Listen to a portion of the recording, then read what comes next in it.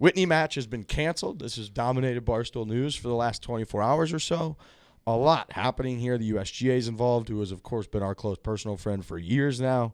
Whitney and Spittin' Chiclets are involved. They're a huge franchise and entity here at Barstool.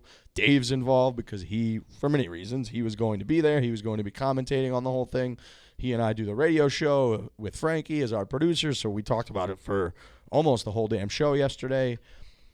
What we were going to do was this. Whitney and I were going to play, heads up, match play. I get 3 strokes because he's a lower handicap than I am. $10,000 cash of our own money. We each show up with the $10,000. The loser has to give his $10,000 to the other guy. That guy leaves with 20. Done deal. We were going to broadcast it just like we broadcast the Mulligan Challenge. Live social media in real time, some Periscope lives, putting out a bunch of videos. This is what it was like on the first tee. And then we were going to have a handful of camera guys there, film it all, and then put it out a day or two later in a more, edited and all that video. Now, we found out yesterday that basically you cannot do that and retain your amateur status. Ryan Whitney in particular, neither one of us because we're both in the same situation, but Whitney cares about his amateur status. Plays in like 10 tournaments, he said, a year, whereas amateur status is required. He qualified for the USGA Fore ball just a couple weeks ago, which is next spring. So if he were to lose his amateur status, he wouldn't be able to play in that. He'd be screwing over his partner. He said none of that is an option for him. So if he's going to lose his amateur status, he's out. He's not doing the match. He called on the radio yesterday. So we screamed at each other, especially him and Dave for a while, about battling everything under the sun. Absolutely hilarious. If you haven't watched it, it's a must listen. It's one of the best calls in Barstool radio history. Yeah. He's got his fucking kid was shitting himself in his car. He's like, I pulled over on the side of the road. You could hear the kid screaming in the background. At the beginning, there's a big back and forth going on, and at one point he just goes, shut up when I'm talking to you, you fucking idiot. And it's just, from there it just goes. And it's really one of the all-time Barstool radio calls. He texted me, he goes, you made me make my son cry. I fucking hate you. Yeah. That's what he wrote to me. I wrote back with like a laughing emoji. He was getting so mad. Yep. He was mad. And, we had spent the first 10 or 15 minutes of the show. We were blaming the USGA, and then we were blaming Ryan Whitney. And this was, again, mostly Dave leading the charge in this, being like, first of all, the USGA butting their heads in here. That makes them huge losers who are the fun police in this situation. We're going to get into that because new information has been revealed. That means we probably owe the USGA an apology. So before we go through all of that, he then was like, that's phase 1 of my blame. Phase 2, he's like, is of Whitney, because what a loser, what a coward for caring about his amateur status. No tournament that he wins in like some USGA this or Mass Am that, which he's never going to win anyways, is as big or going to be important or covered as much and create the drama and the memorable clips and all that as this match against Riggs, where we'll all be there. There's $10,000 on the line, blah, blah, blah. Yeah, we talked about that on the show, where with the people involved, the internet personalities involved, Dave, Big Cat, you, Ryan Whitney, the match, no amateur match like this in history has been covered or will have been seen by as many eyeballs that would potentially see this. Biggest amateur match one-on-one in the history of the internet. And no one can argue it because it's just never really happened. Bigger personalities playing in it. Right. Correct. It's crazy. Correct. And it had everything. It was the perfect storm. Like we said, like Whitney, Spittin' Chiclets. They've got a huge army of followers. Fore play us. We're the golf guys. We got an army of followers. Dave is going to be involved. Big Cat's going to be involved. So then you capture like even the broader net of Barstool followers, and then just the golf world. Like golf writers are commenting, tweeting at it. Everybody's like kind of chiming in. So naturally, it was going to get a ton of press, et cetera, et cetera. Now, our issue with the USGA is that, we've built up a relationship with the USGA for 2 years now. They give us inside the ropes access. They let us do things like the Mulligan Challenge. We had Dave running around, Za running around, our good midget, African Zimbabwe midget friend Za, who's the producer of the Cousins. Jataida, that's his name. Jataida was running around the fescue of fucking Shinnecock Hills like 2 weeks before the U.S. Open last year, while Dave hit unlimited McGoldrick. He took 300 or 400 shots on the golf course. The fact that they let us do that, didn't give us inside the ropes access, all of that. We've just built a phenomenal relationship with the USGA. We call them our close personal friends. They're great. We go out and get drinks with them when they're in town. They're awesome. Now, their vantage point is like, well, now you guys turned on us in a heartbeat. You're just like roasting us, this, that. I don't think that's particularly true. You can have a relationship with an organization in this situation and also be like, well, we disagree with this one ruling, and we're going to let you know how we feel. Where it gets tricky is that a big part of our where we were hinging our argument and our negativity towards USGA was why even butt in the first place. This one is close enough. You are allowed under the rules to bet a certain amount of money against another amateur golfer. As long as it's your own money, you're good. Where they said it got dicey was like the coverage plus the stakes are so high. We thought that escalated it past just like normal amateur golfers and what they do, and we would probably have to revoke Whitney's amateur status. Our whole point was like, why even fucking butt in? Why don't you just not even know about it, not even talk about it, not even weigh in on it? And if somebody brings it up afterwards, you could be like, yeah, it's a little bit of a gray area, maybe questionable. If that happens again, we'll have to weigh in on it, and it's a done deal. Who cares? Now, what we have found out today, and this podcast is airing on Thursday, so we found out on Wednesday. I'm sure we'll talk about it on radio in about an hour, is that Whitney's swing coach on September 16th, which is 2 weeks ago, reached out to the USGA. And from the USGA's vantage point, they say Whitney's swing coach reached out. According to the coach, Whitney wanted to make sure that his status wouldn't be affected. USGA responded the next day. It took about another week. They followed up again, and Whitney responded by making a phone call to the USGA. Then Whitney's first informing me of it was a message where he said to me, bro, not good. USGA knows all about this. Just had 30-minute convo with the guy, blah, blah, blah. Now, again, the crux of our negativity towards the USGA yesterday and on radio and publicly has been why just butt in out of nowhere.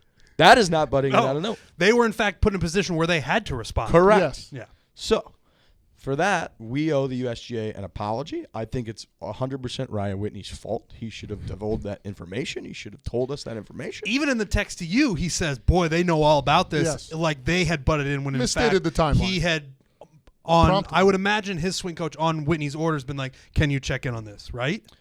And, there's no way that Ryan Whitney didn't know that his swing coach reached out. Right. And from what the USGA has told me, it sounds like the reaching out by them, by Whitney's camp, was like Whitney wants to know. It's not like, hey, I'm his coach and I'm just checking. He doesn't know anything about it. It was like Whitney wants to know. So that timeline changes things dramatically. And credit to USGA. They're like, we don't usually give out all this different information, all that, but we're getting slandered. And so we just want you to know, this is technically what happened. We're not out here just being the fun police, this, that. Yeah. So I do think that they got a real unnecessary negative rap yesterday. That wasn't fair. We apologize on behalf of Ryan Whitney not giving forth all of the information at hand and doing it properly. Because, again, bro, not good. USGA knows all about this. Is not. We reached out to the USGA because I had a question. Which I would say, in Ryan and Whitney's position, it is fair to be thinking about that because it's probably in the back of his mind. He, Super important to him. He loves playing in these tournaments. He doesn't want to lose his amateur status. So it makes sense for him to want to reach out. What doesn't help is him not telling anyone and approaching you and being like, the USGA is all over this. They're trying to shut it down. Whitney caring about his amateur status, fine. Yeah. We're all golfers Totally agree here. with that. That's his life. That's what he does. And he even responded on the radio yesterday and said, yeah, I know I'm not going to win the Mass Am and all that, but I fucking love playing in it. I get excited playing in it. I get jacked up for it. He's got $30-40 million that he made in the NHL. All he does is hang out with his family and his kid who's shitting in his car and play golf and work on his golf game. And those are the tournaments that he plays in and cares about. Fine. Completely understand that. It just is a little difference there between the USGA reaching out to us and being like, hey, what you're doing here is illegal, and him reaching out to them. Just a little different. Very, just very a little different. It's a gigantic difference. It's just so massive. so big. It's the opposite. It is the opposite. Because one It's that the opposite. I mean, you already talked about, but what happens then is the Barstool Radio will launch 1,000 ships attacking the USGA, calling the fun police. Yeah. And like you said, we've always had a good relationship with them. So now it's like, oh shit, we have to apologize. Yes. So, again, we owe the USGA an apology on that front. Now, having said all of that, I will say that I still find the ruling to be dumb and incorrect. And I have told them this, and the reason is this. They're not federal laws that the USGA is upholding here. It's not like the U.S. government has deemed this to be the law, and therefore we're here to enforce it. These are USGA rules, and these are USGA enforced.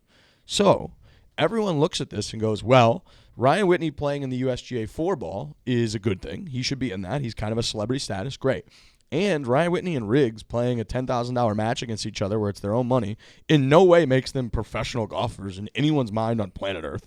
No one. We're not going to a tournament, registering, and then playing for like a pool or a prize pool that's like put up by sponsor. No, we're bringing $10,000 of our own money, playing against each other. Nobody in the world thinks that makes us professional golfers. So looking at that, it should just be a very simple ruling of this grows the game. This is better for golf. There are people who don't typically watch golf who are going to watch this match, and why Whitney should be able to play in the USGA floorball. Easy ruling. No, this doesn't make him a professional golfer. Therefore, he's still an amateur golfer. He should be able to do both. Done deal. That is what the ruling should be. So I think it's very dumb, very, very dumb that just isn't the ruling. And I don't think they should be able to fall back on like, hey, we're just doing our job and like upholding the rules, because they're your rules. They're yours. And you're the ones that enforce them. Let's go maybe case by case and like examine it and be like, I get that they want to be like, these are our rules, and if we start bending them, everybody's going to want to bend them. I think this is a situation that is not going to come along again. It never comes up. Yeah. We're like the only entity in the world that can really do this. Agreed. Right. And it has even gone as far as to say, and they have said, if you two were playing privately for $10,000 of your own money privately at your private club and nobody knew about it, fine, Wouldn't no matter. problem. Because that's literally written in the rule. Correct. Like this High-end rule. clubs, I'm sure guys are playing for $1,000 a hole Right. or So the something like that. USGA's actual rule that's in their rule book says the USGA does not object to informal gambling or wagering amongst individual golfers or teams of golfers when the players in general know each other. Participation in the wagering is optional and is limited to the players. The sole source of the money won by the players is advanced by the players themselves. That's literally what we were doing. Mm-hmm. The two players knew each other. The money was going to go amongst the two players that knew each other, and they were just going to play a game that was just amongst those two. There was nothing else. No one else was being involved. Like, I mean, it's we were doing what was in the rule. Right. And so, again, to me, it's so frustrating is like we're basically being punished because people care about what we do. People care about like us playing golf Because it's against a each other. public spectacle. And it's related to the fact that we have a huge audience, and this is what we do. At the end of the day, though, the bones of what we're doing is no different than the rule that Frankie just read. Right, That's because I what guess we're doing. they're saying is the second part of this rule says, on the other hand, organized events open to the general public and designed or promoted to create cash prizes are not approved by the USGA. Yeah. Now, But, like, we're not doing a cash prize. We're doing No, what but that is where it becomes a little tricky in there. but it's so gray that it would just be so easy I to agree. make the sensible ruling of what I just listed before. Mm-hmm. On one hand, Whitney match, great for golf. On the other hand, Whitney playing in the USGA floorball, great for golf. So just allow both of them to happen because no one is over there going, this makes Whitney a professional golfer. No one thinks that. Agree. No one can look at all the facts and think that.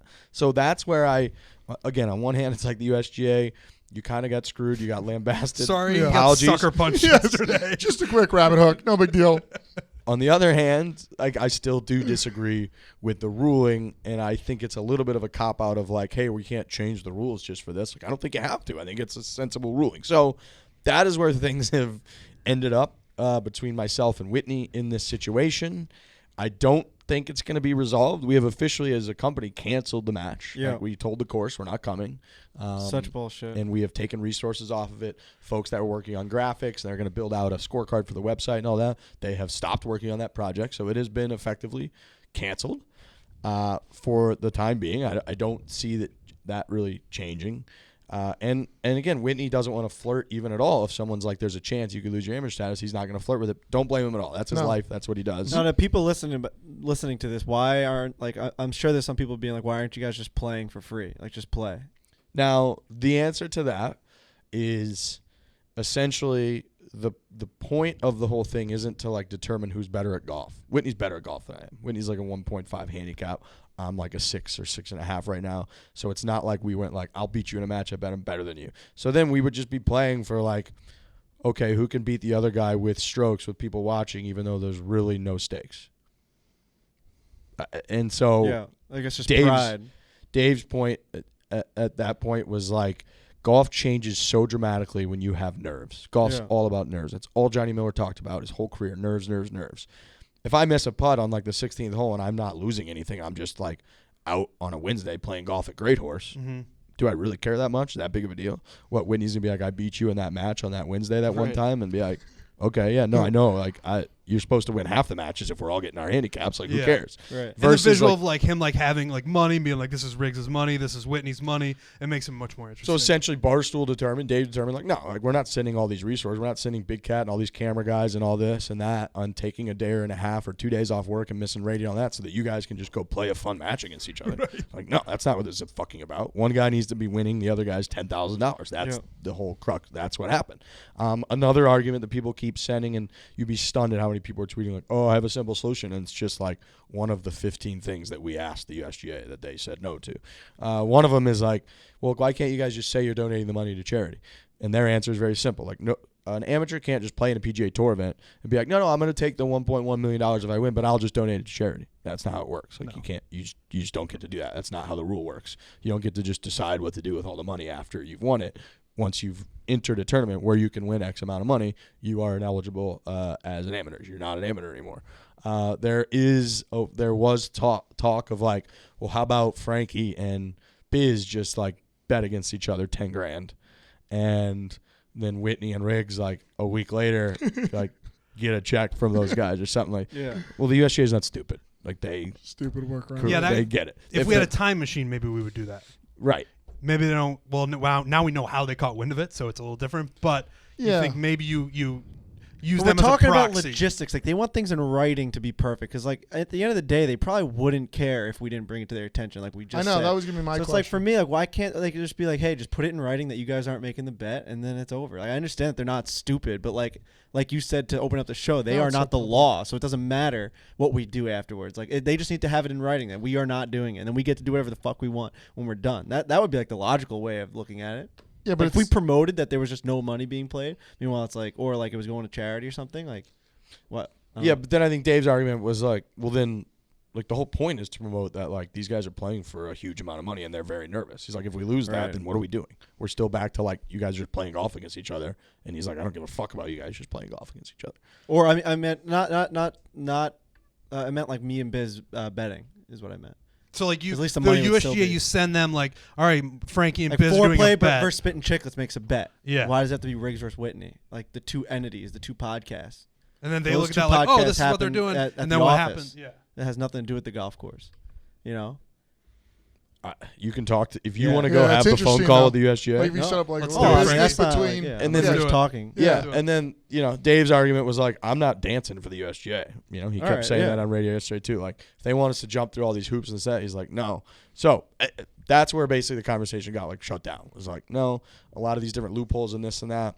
And a lot of their answer was like, yeah, we would have to like review that and this and that. And Whitney's not willing to get into a situation where they have to review, and there's even a chance that they could be like, Yeah. your amateur status is gone. Right. Because even though I think there was an argument yesterday, whether it's 1 year, whether it's 2 years, I think filing the paperwork and going through all that, I think it's closer to like a 2-year process. It's to get crazy. back once And- you've lost your amateur Yeah, status. and not knowing at all. Like if it was a Just 1 year, being maybe in he would limbo? do. But he's just like in limbo. Like it could be 1 year, could Yeah. be 2 years, could be 3 It's years. awful. It's like he doesn't want to go through that. No, not worth it either. No. And so it's gotten tricky. We've shut it down. The match has effectively been canceled as of now. I imagine, again, in an hour when we go record this radio show, things will be very interesting. I'm sure Whitney will be gotta back be. on the line. I'm sure he will have a passionate retort to what we have said about the timeline, and we'll see what happens. As it stands right now, does he know that you know about the swing coach? No, we tabled it until radio. Oh That's what I my figured. word, is That's that what I exciting? Yeah. I mean, that's where that is very Everything- exciting. It's gonna every- explode. That September 16th was That's a bad fireworks. day for Whitney. Like, Whitney texted you on September 16th and said, "Bad news. They know everything." No, he texted me on September Oh, is it- 27th. it's a horrible timeline. Oh, he texted you even. Oh, Yeah. 'cause the way you put it out here, it looked like it was the 16th. He texted you way after then. His coach reached out to the USGA on September 16th. The USGA responded the following day on the 17th.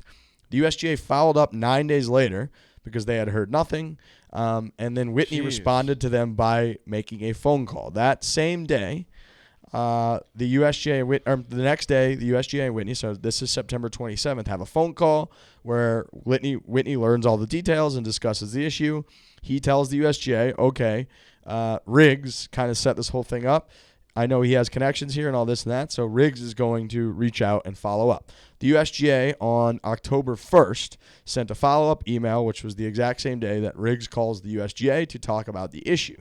On that exact same day, October 1st, which was yesterday, Tuesday of this week. The event is canceled. And then the discussions have, continued since then. This thing has it's reached Mayweather Pacquiao in terms of like, is it going to happen? When's it going to happen? It looks like it's going to happen. Then it's not going to happen. Rules officials are getting involved. Are we going to do it? Oh, it looks like it. We got a date set. Nope, we can't do it now. Whitney this let really 9 has reached that stage. Whitney let 9 days go by when we could have like done all these hypotheticals and asked them questions and had more time and then it got canceled the week of. That is according to the USGA, that they, again, responded on the 17th of September, heard nothing. They reached out again to the coach on the 26th, so that's 9 days later, and then Whitney responded by requesting a phone call. So by that logic, if they reached out to the coach, then there's no way that Whitney wouldn't have known that the coach was involved. Right. Because the coach had to then tell Whitney, hey, I got an email back from the USGA. You should call them and talk about your amateur status. Also, just talking about Ryan Whitney and his coach is just He's laughing. crazy. It's hilarious. Yes, I The agree. guy plays at his country club. I agree, and has a swing coach He's that what are we almost talking acts about? as his agent fact if he's that we're on reaching this out on podcast- behalf of him. The fact that we're on this podcast for 30 minutes and we've been talking seriously about his coach as if We've got Yes, like he's a professional. what are we talking about? we got here? email breakdowns. It's all very well put together, but There's a it's timeline. It is. Yeah. Feels like we're at a The guy deposition. goes out there and CSI type style. the guy goes out there and shoots a 78 and goes home and has dinner. He's just a rich guy that golfs. He doesn't need a coach. He loves golf. Loves yeah, golf. but the fact that his coach is facilitating us versus the USGA is insane to me. it is Coming from that guy has had coaches before. He was in the fucking NHL. The fact that his golf coach is the one that's causing all this shit is insane. the whole thing that might burn down What do you everything. think he pays this guy? I don't know. This is crazy. It's not lesson based, He's got him on a retainer. Yes. Does he go out to the range on a Tuesday and this guy stands behind him with Arms crossed. Yes, I Arms think crossed? that's exactly what he does. Nice what a swing. loser. He does the hypothetical that we discussed weeks ago on the Yeah. show, which is if you had unlimited money and resources and all you cared about was becoming as good at golf as you could be, what would you do? His answer is well, I do deal with my kids and my family occasionally, but outside of that, I'm just with swing coaches and I'm playing golf, playing in tournaments, amateur tournaments, trying to be as good as I can. That's what he does. What a life. And it's the What a thing, life. It's the thing What a life. that really set an emotion that's still happening of what's going to happen. It has set in motion quite the dramatic. At the end of the day, Unfolding of events. if Ryan Whitney's swing coach ruins our relationship with the USGA and we can't go do the things that we've been doing, go dap up Tiger Woods on the tee boxes and greens, I may murder the swing coach. I mean, not really. That's figuratively speaking. Well, the first on Parody 9/16, law. this says timeline from the USGA. Whitney's coach reaches out to the USGA. According to the coach, Whitney wanted to make sure his status wouldn't be affected. So, Yeah, no, I said that. oh already. yeah, I'm just making sure. It didn't seem like Frankie knew that it was Whitney was up front and part of that first discussion or first reach out. The coach Which we did don't it. know yet. We don't Okay. know. Yeah, yet. yeah, it's We'll according to probably find that USGA. out in Yes. an hour. In an like you hour. said. An hour there'll be fireworks. We don't know if as of right now while we're recording this, and I'm directing my anger towards the coach right now. We Yes. do not know any information that Fair. Whitney told the coach Can't to assume. go call up. Make an ass out of you and me. As of now, the USGA has said the coach reached out. Correct. Fair.